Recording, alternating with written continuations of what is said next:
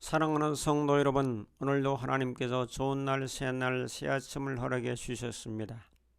임마누엘의 주님의 은혜로 오늘도 승리하며 살아가는 복된 하루가 되기를 축복합니다.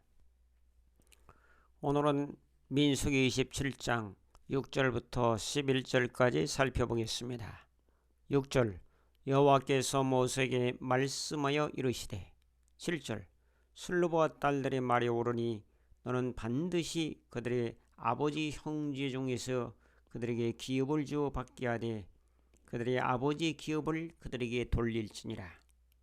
8절 너는 이스라엘 자손에게 말하여 이르기를 사람이 죽고 아들이 없으면 그의 기업을 그의 딸에게 돌릴 것이요. 9절 딸도 없으면 그의 기업을 그의 형제에게 줄 것이요. 10절 형제도 없으면 그의 기업을 그의 아버지 형제에게 줄 것이요. 11절 그의 아버지 형제도 없으면 그의 기업을 가장 가까운 친족에게 주어 받게 할지니라 하고 나 여호와가 너 모세에게 명령한 대로 이스라엘 자손에게 판결의 규례가 되게 할지니라. 아멘. 오늘 말씀은 상속의 법을 소개하고 있습니다.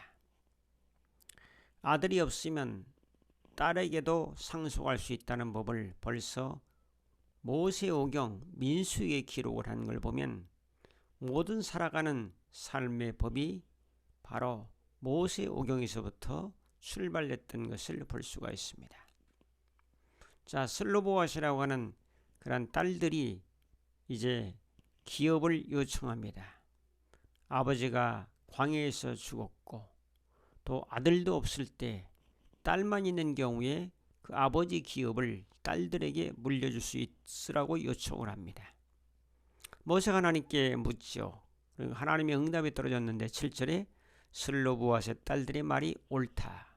그래서 반드시 그 일을 행하라고 말씀했고 아버지 형제 중에서 그들에게 기업을 주어 받게 하고 그들의 아버지의 기업을 그들에게 돌릴지니라고 말씀합니다.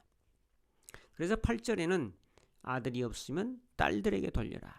9절에 딸이 없으면 그의 형제들에게 돌려라. 10절에 형제가 없으면 그의 기업을 그의 아버지의 형제들에게 줄 것이요. 11절에 그의 아버지 형제가 없으면 그의 기업을 가장 가까운 친족에게 주어 받게 할지니라 라고 말씀합니다. 그러므로 조상의 기업이 대대로 내려가되 아들에게 또 딸이 있으면 딸에게 딸이 없으면 가장 가까운 형제에게 그것도 없으면 다른 가까운 친족에게 그의 자산이 넘어가는 것을 바라보게 됩니다. 오늘 현대에도 이 법은 그대로 적용되어서 어떤 재산이 있을 때 자식이 없을 때 그 옆에 형제들에게 가장 가까운 형제가 먼저 상속권을 이어받는 모습을 바라보게 됩니다. 자, 이런 모습을 보면서 옛날에는 남자 중심의 부계 사회가 이루어졌는데 이 부계 사회라고 해서 모든 것을 다 남자가 그 권한을 갖는 것도 아니고 이렇게 여자들에게도 어떤 재산에 대한 기업에 대한 유산에 대한 문제가 분배를 허락하시는 하나님의 넓은 광의적인 그런 은혜를 살펴보게 됩니다. 자, 은혜라고 하는 것도 성령이라는 것도 남종과 여종에게 동시에 임할 수 있다고 말씀했고 남종과 여종에게 하나님의 은혜가 동시적으로 임합니다. 그렇다면 재산도 남자나 여자에게 동시적으로 분배가 가능하고 아들이나 딸에게 임하는 것이고 그것이 합당치 않을 때는 가까운 친족에게 그 자산이 넘어가는 모습을 바라보게 됩니다. 자, 오늘 말씀을 통해서 우리는 그 재산이 아들에게만 선수되는 것이 아니라 딸들에게도 선수될 수 있는 가능성이 있다 하는 것을 우리가 다시 한번 깨닫고 은혜나 자산이나 남자나 여자로 구분하는 것이 아니라 자녀면 모두 동일하게 상속을 받을 수 있다는 진리를 다시 한번 깨닫게 됩니다.